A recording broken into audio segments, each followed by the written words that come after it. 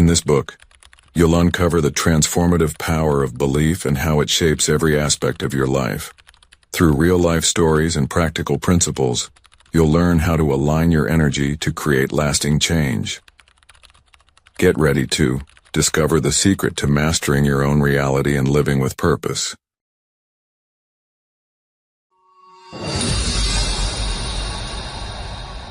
The Hermetic Manifestor. Introduction. In our fast-paced world, we've been taught to chase success, push harder, grind longer. But what if the real secret to transformation isn't pushing through, but in tuning into something deeper? What if the key to change is understanding that our reality isn't shaped by the circumstances we face, but by the beliefs we hold? In this book, we will explore how to tap into this quiet power. You'll meet people like you, individuals who've faced challenges, fears, and limitations, and who discovered the simple yet profound truth that belief shapes everything. They didn't wait for the world to hand them a reason to change. They chose to shift their mindset, change their energy, and embrace a new way of being. You'll learn about principles like rhythm, cause and effect, and the balance of masculine and feminine energy, all tools that can help you navigate the waves of life with grace and purpose. These principles are not just abstract ideas, they are the foundation of real change. And the change begins with you. Reality bends when belief begins. That's the truth we're about to dive into. It's not just a mantra. It's the core of everything you need to know. By the end of this book, you won't just believe in the power of transformation. You'll become living proof of it. So let's begin this journey. A journey where you learn not to conquer the world, but to understand the flow of energy, the rhythm of life, and the power you have to shape your own reality. Your belief is the seed. Your life is the garden. Let's plant it. Chapter 1. The Day It Broke Open. Marcus sat behind the wheel of his rusted Ford Ranger, parked behind an abandoned Shell station on the outskirts of East Austin, watching rain tap against the cracked windshield like a metronome to his unraveling thoughts. 3 days without starting the engine, 4 without a solid meal, and a lifetime since anything felt like it made sense. The city kept moving around him, cars slicing through puddles, neon buzzing from the liquor store next door, the faint sound of a train far in the distance. But in the cab of that truck, time didn't tick forward. It just circled like a vulture. He kept replaying the same sentence in his head. This can't be it. But it felt like it was. His duffel bag sat in the back seat like a body, his only remaining possessions bundled inside. 2 shirts, a can opener, and a composition notebook with its cover half torn off.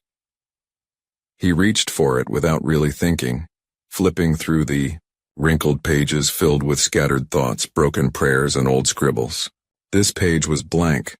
Something about that felt heavy, final, like even the paper didn't expect anything new from him. But then he heard Ramos's voice in his head, his corporal from Kandahar, the one who used to say, "Your first weapon is your mind. Your last one, too." Back then it had sounded like a cheesy war poster. Now it felt holy. His fingers hesitated around the pen, the way a man's hand shakes when it's been too long since he held something sacred. And then, slow and shaky, he wrote, "I am not what happened to me. I am what I choose to believe." The words looked like they belonged to someone else at first, stronger, freer, unbroken. But they were his. And once they were out, they stared back like a challenge. He read them again, this time aloud, his voice cracking. "I am what I choose to believe." Something moved in his chest. Not a miracle. Not a burst of light. Just a small shift. Like the first breath after being underwater too long. The truck was still falling apart. His stomach still ached. But his mind had taken one step back from the edge, He looked out at the gray morning pressing against the skyline and whispered it like a vow. Reality bends when belief begins.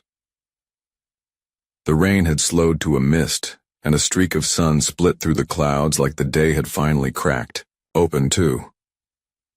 He got out of the truck, his boots sinking into the soft mud, and tilted his face toward the sky. Cold. Cleansing. Alive. That sunrise didn't mean his problems disappeared. He still didn't have a job. The VHX were still late. The silence from his ex still stung. But now he had something no one could steal. Choice. The power to decide, even in the middle of the mess, what came next. And that notebook? It stayed open on the dashboard. Every morning after, before the world had a chance to tell him who he was, Marcus told it first. One sentence at a time. One belief stronger than fear. He didn't call it a practice. He didn't call it manifesting. He just called it survival. And slowly the world began to bend, not because the pain stopped, but because he stopped letting it name him. The principle of mentalism teaches that all things begin in the mind, and for Marcus, it wasn't a theory. It was a lifeline. In that moment, in that truck soaked in rain and grief, he took the first real step back into his life. Not by fixing everything, but by changing the only thing he could, his thought. And the thought became a belief. And the belief became a truth. And the truth eventually became a new reality. If fear didn't exist, what would you believe about yourself? Write that. Start there. Don't wait for the world to prove it. Prove it to yourself first. Because your story, like Marcus's, doesn't start when things get better. It starts the second you believe they can. Reality bends when belief begins. Chapter 2. The Ripple Effect. Janelle never imagined fourth graders could become mirrors, but every day in room 14 at Kingsbury Elementary, her own chaos stared right back at her. Louder, messier, unfiltered. The school was tucked between two worn-out blocks of West Chicago, a place where kids came with more than backpacks. They carried invisible weight. Parents working doubles, unspoken grief, sirens at night. She loved them fiercely, but lately, she'd started snapping at them, at herself, at the copy machine when it jammed again. She'd show up with a smile and a storm underneath, and somehow the class always knew. It wasn't that they were bad, they were just tuned in.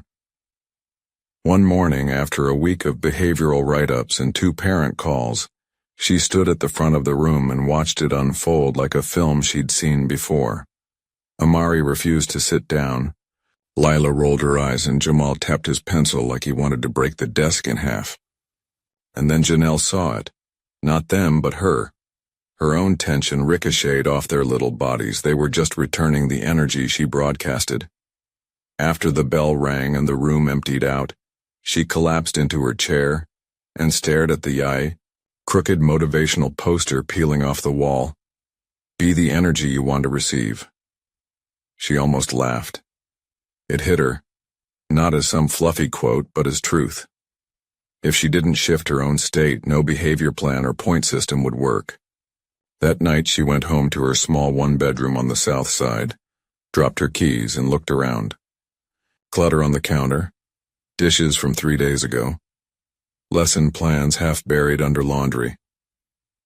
Her outer world mirrored the exact tension she'd carried all week.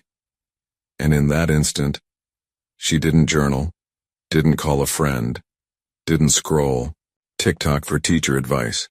She grabbed a trash bag. With no music, no plan, no thinking, she started tossing. Broken pens, expired coupons, half-dead plants, gone. Then she wiped the counter clean, straightened the magnet letters on her fridge, and took out the recycling. It took 30 minutes. But when she was done, something inside her breathed for the first time in days. She didn't realize how much weight her space held until she cleared it. That Monday, her students noticed before she said a word. Janelle walked in with lighter shoulders and the class felt it. Amari raised his hand without being called. Lila smiled back. Even Jamal whispered, "Good morning." She didn't change the lesson plan. She changed herself, and everything else followed. The principle of correspondence teaches that what exists outside is a reflection of what exists within. As above, so below, as within, so without. It sounds poetic, but in real life it's brutally honest. You want peace? Don't look at your schedule. Look at your soul. You want respect from others? Ask if you're respecting yourself. When Janelle shifted her inner world, the classroom shifted too. Not because her students were different, but because she was. And that ripple started with a trash bag, not a therapy session. Some transformations don't need permission. They need movement. The truth is, most of us try to change our outer world first. The job, the partner, the paycheck. But reality doesn't bend from the outside in. It bends from the inside out. Start small. Start real. Clean one part of your home today, not for productivity, but as a declaration. I am clearing space for a new me. Because it's never about the socks or the clutter or the sink. It's about what it reflects. Janelle didn't become a perfect teacher that week. She still had hard days. But she never forgot the moment she realized her classroom was responding to her, not rebelling against her. She started leading herself before trying to lead her kids. And every time things spiraled, again she came back to the one truth that steadied her. Reality bends when belief begins. Chapter 3. The Power of Pulse. The last sound Diego ever heard clearly was the clatter of a dropped mic on stage in a cramped Atlanta bar, the feedback screaming through his monitor like a siren. He remembered jolting, covering his ears, thinking, it was just blown speakers, but it wasn't. Something had snapped. A week later, the audiologist told him the nerves in both ears were permanently damaged, high frequencies gone, low tones dulled. "You're a musician," she said gently, like trying not to break something already cracked. He laughed, not because it was funny, but because when you lose the one thing you've built your whole identity on, the body defaults to shock. Diego didn't leave his apartment for days. The piano keys stayed untouched. The beats in his laptop files were ghosts now, soundless, pointless. But on the fourth morning, something happened. He was lying in bed, windows cracked, when a deep bass thump from a passing car rattled his floorboards. Not loud, not sharp, but physical. He could feel it. It moved through him like a heartbeat. He sat up, heart racing. Then he ran, barefoot, into his studio and opened his digital drum pads. He turned everything up, cranked the bass, stood barefoot on the wooden floor, and hit play. The beat dropped and something inside him lit up. Not sound, vibration. The rhythm still lived. Not in his ears, in his chest, in the bones of the room. That day he stopped trying to listen and started learning to feel. He recorded a new track that week, not with melodies but with pulse, groove, timing. He tested frequencies on his own body, moving with them, writing lyrics to the tempo of his steps. Friends started saying his new work had more soul than ever. He couldn't hear their praise, but he could feel their energy shift when his tracks played. He stopped chasing the sound and started following the frequency. That was the turning point. The principle of vibration says that nothing rests, not even in stillness. Every cell, every thought, every dream carries a frequency. And Diego, in losing one kind of sound, had unlocked a deeper one. He became a sensation in underground circles, not just for his beats, but because of how he moved. every performance barefoot, every rhythm pulsing from floor to feet to soul. People swore they left his shows changed, not because of what they heard but what they felt. He taught others how to move like that, to shift their morning energy before checking their phones, to walk with tempo, to set the tone of their day through motion, not noise. Your vibe shapes your tribe, he'd say. Your rhythm writes your reality. He wasn't just making music anymore. He was transmitting. One morning, as the sun leaked through his blinds and the city hummed below, he stood in the center of his room, eyes closed, no gear turned on, just movement, 3 minutes, shoulders, spine, breath, grounded, present. That was his ritual now. Start the day with movement and the day starts moving for you. He no longer mourned the silence.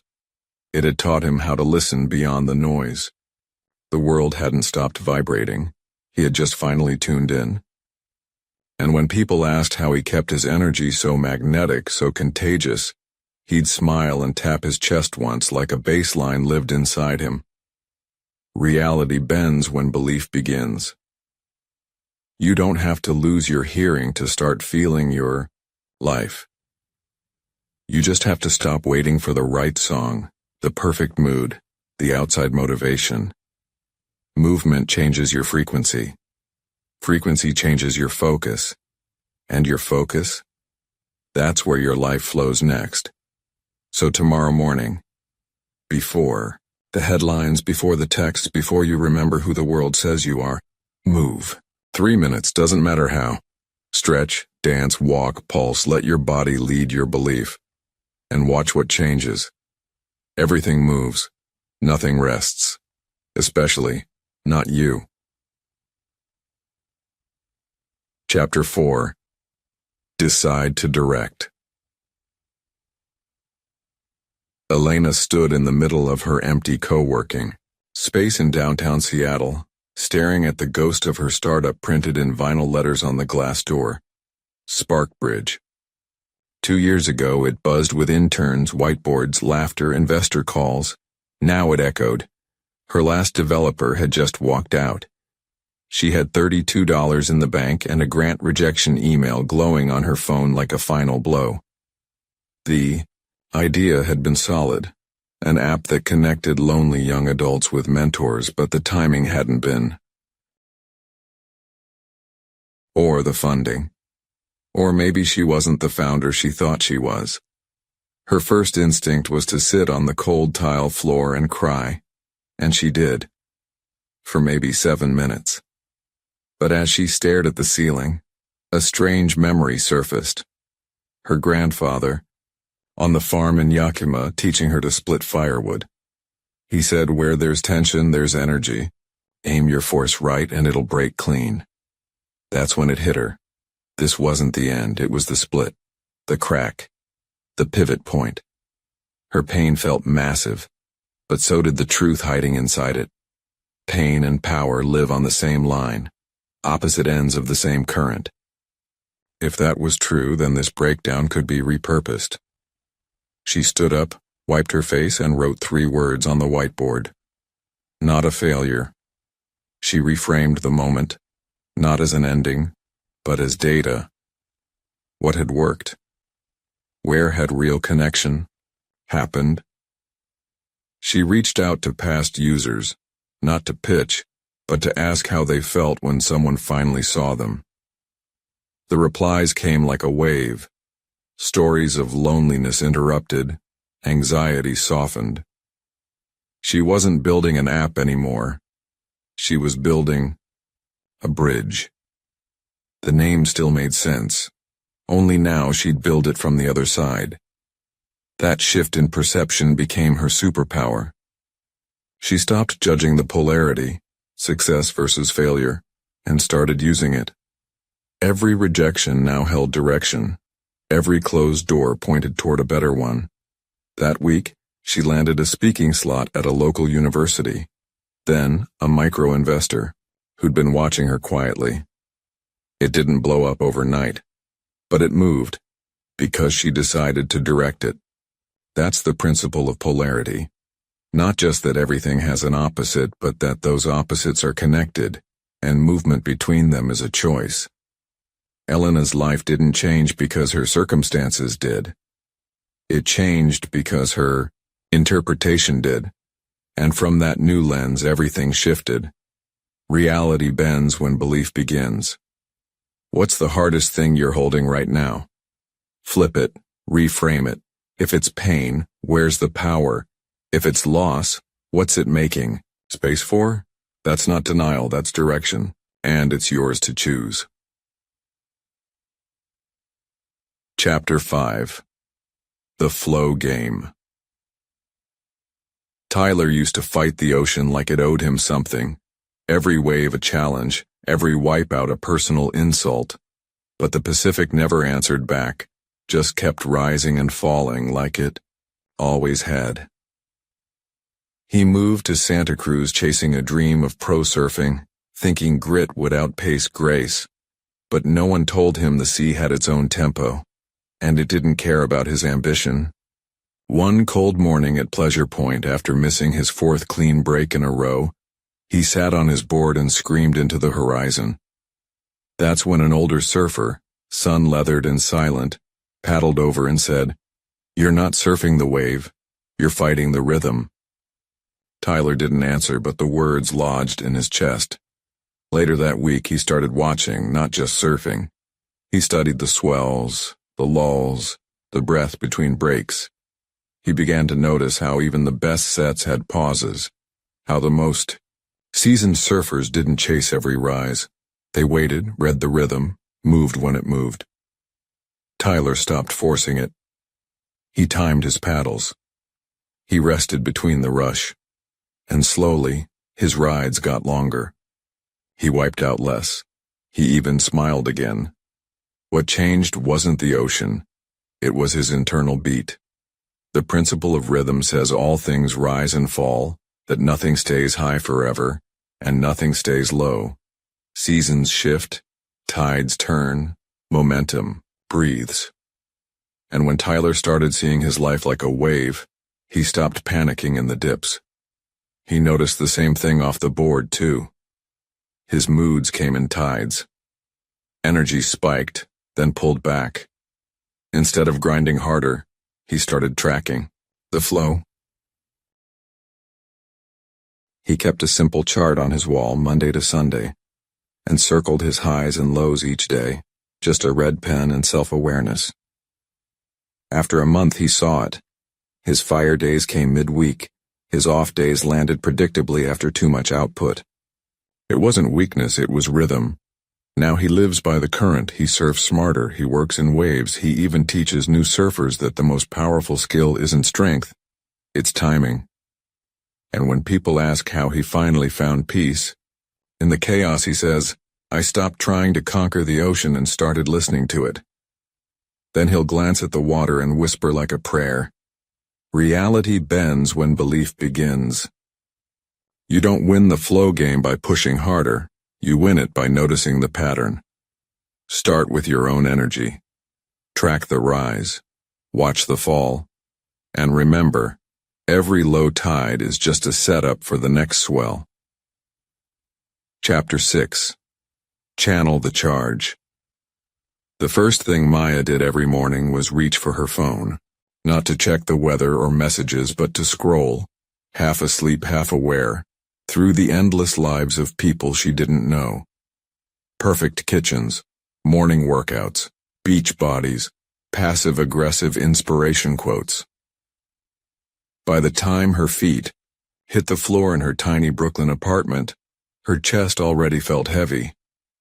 At first she thought it was burnout or hormones or the city pressing too hard.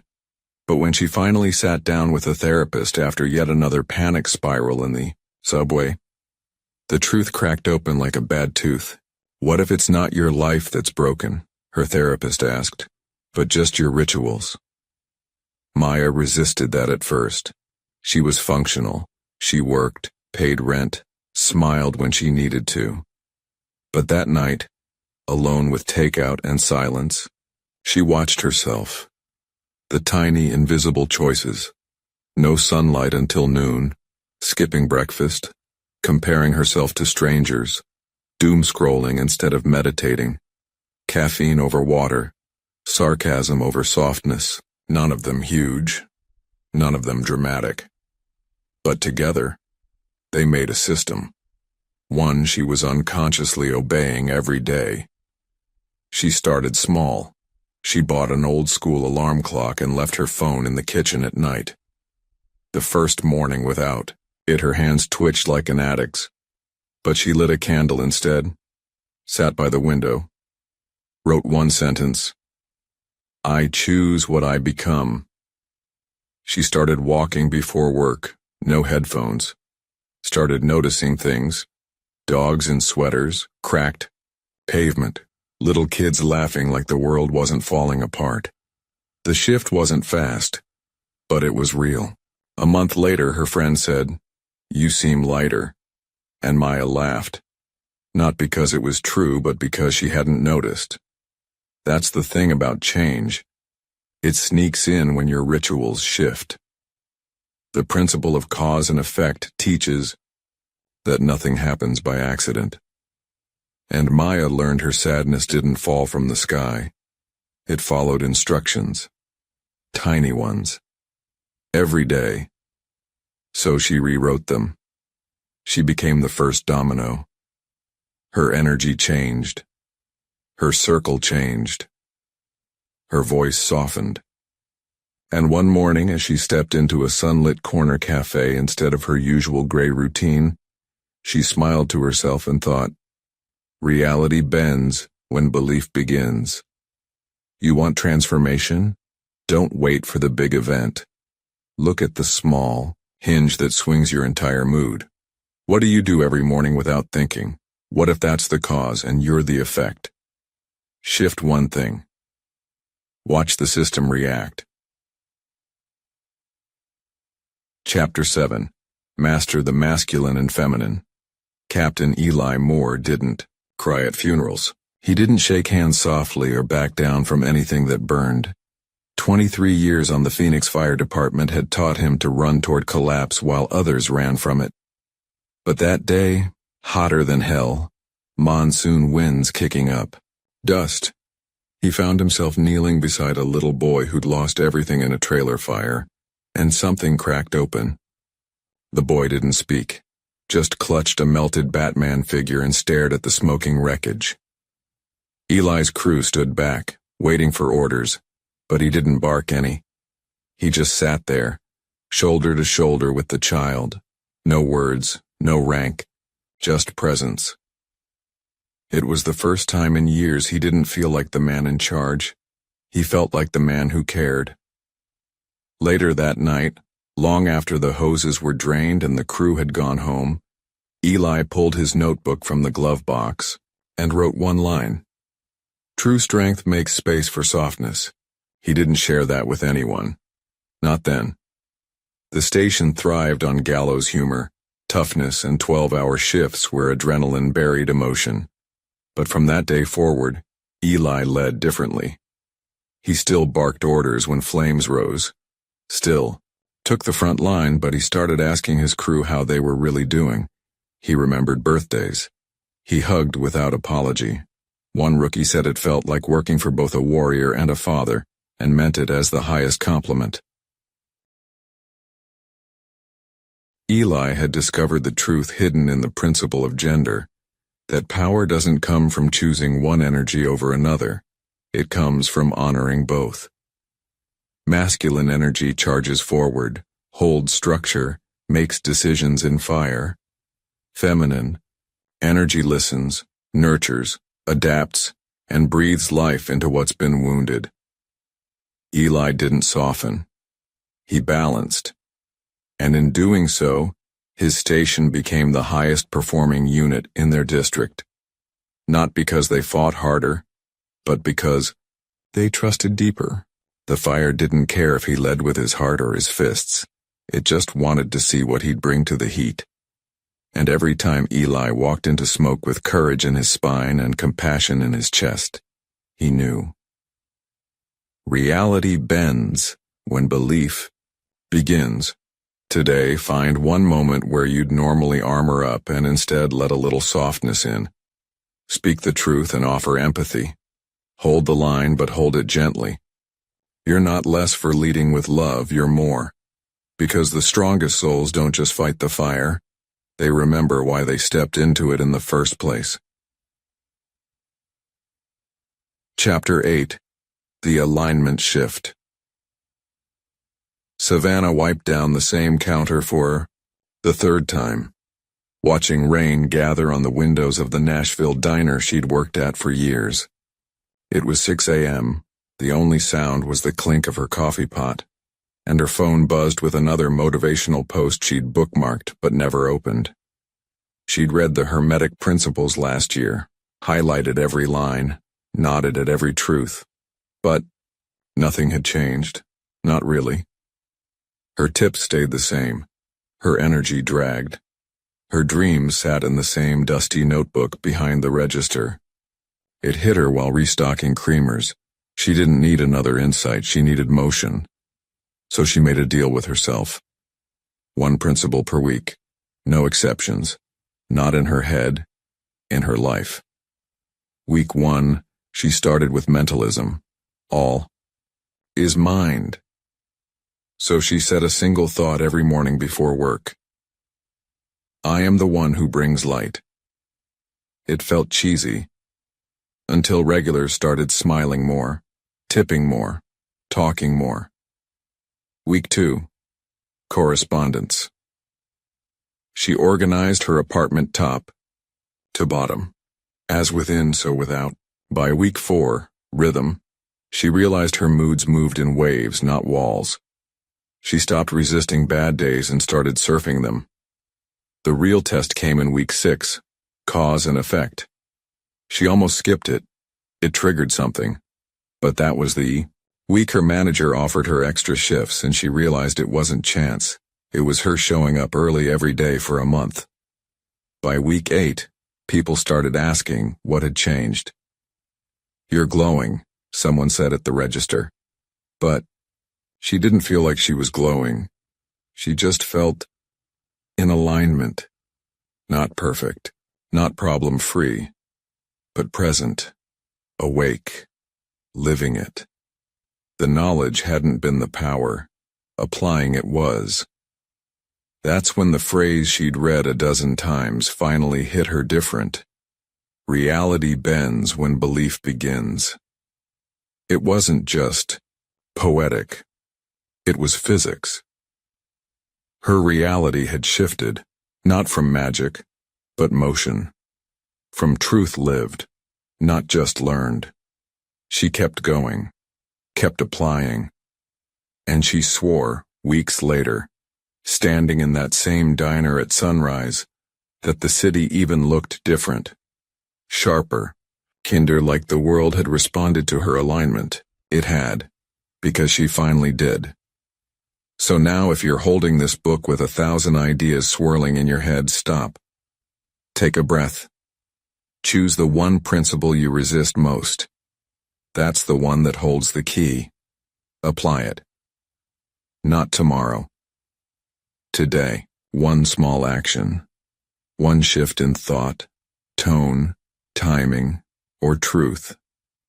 That's where the power lives. Not in knowing, but in doing. Not in theory, but in alignment. Because belief only becomes transformation when you move, and reality bends when belief begins. Chapter 9. The Anchor Phrase. It started like a ripple, small and almost unnoticeable. Marcus in Austin still scribbling 1 line a day into that same beat-up notebook, now with a part-time job and a quiet kind of strength behind his eyes. Tasha in Detroit, the single mom who once whispered the phrase into her steering wheel, now wears it on a bracelet she never takes off. A business owner with employees who call her the Believer. Diego still barefoot in Atlanta, still moving, every morning before sunrise, now mentoring kids on how to feel their rhythm instead of chasing noise. Then came Mia, a nurse in Phoenix who repeated it under her breath before every shift. until one day she realized she wasn't just surviving 12-hour days. She was showing up with light people could feel. And then Rami, a teenager in Seattle who used to hide from the mirror but now writes it in marker on his bedroom wall every week. Reality bends when belief begins. None of them had magic. No one handed them permission. But something happened. The moment they stopped waiting and started believing. Not perfectly, but consistently, stubbornly.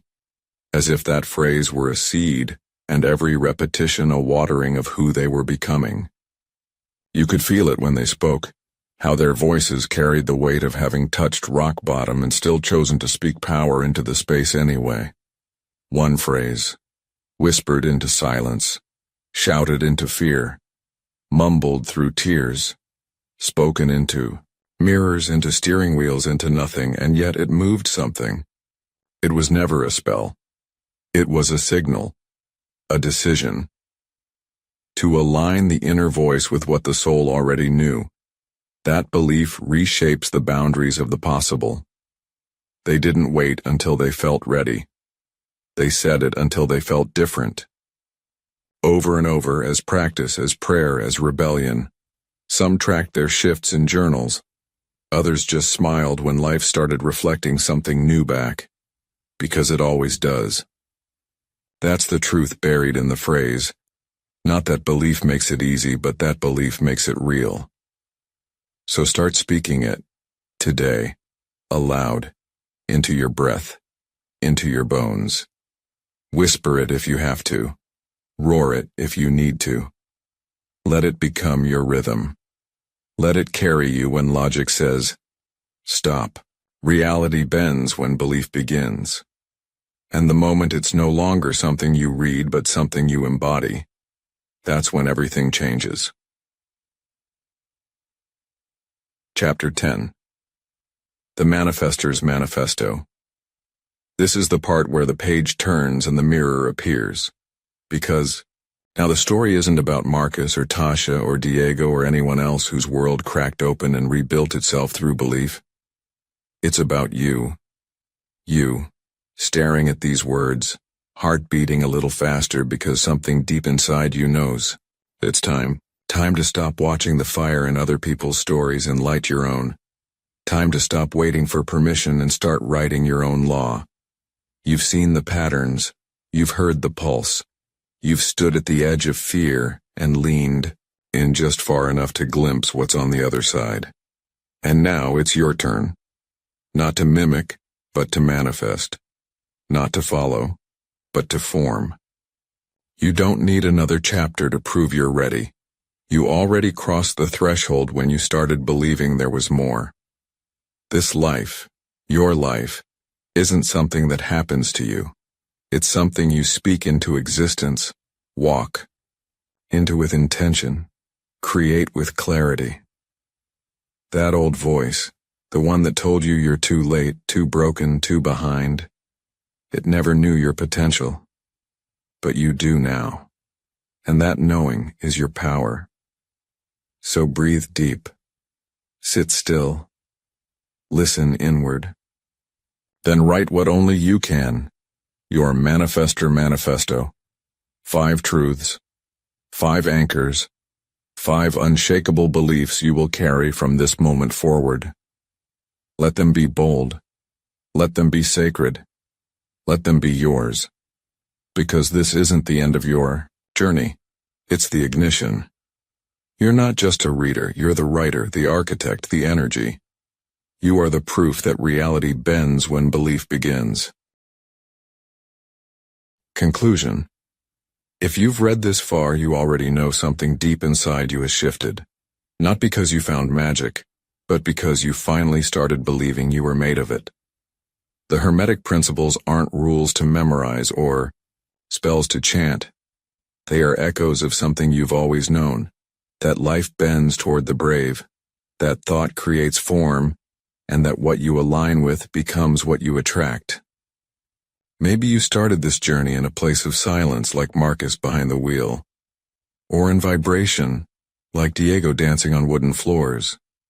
Maybe your story hasn't been written yet, but your frequency is already calling it forward. This book isn't the answer. You are. This isn't a roadmap. It's a mirror. And every story you've read in these chapters, they weren't just about others. They were pieces of you. The version of you who no longer settles for just surviving, who no longer waits for signs, who no longer needs permission to believe. You were never broken. You were only asleep to your own power. Now as this final page turns, I leave you with no 10-step plan, no checklist, no script, just a single truth, that the reality around you will start shifting the moment the reality within you does. Don't wait to see proof. Be the proof. Don't wait to feel ready. You are already equipped. Don't wait to feel powerful. You already are. You've met the principles. You've seen them in action. Now live them in your relationships, in your breath, in how you speak to yourself when no one else is listening. Every thought is a seed. Every word is a spell. Every belief is a blueprint. And every day is a chance to build the world you were born to walk in. Let the others wait for signs. Let the others chase success in circles. But not you. You now understand the secret, that everything begins in the invisible, in the inner, in the unshakable belief that you don't have to chase reality. You can create it. And so wherever you go next, whatever you do, speak the words often. Speak them when you rise and again when you fall. Speak them when the doubt creeps in. Speak them until they're not just a phrase, but your very posture in the world. Reality bends when belief begins.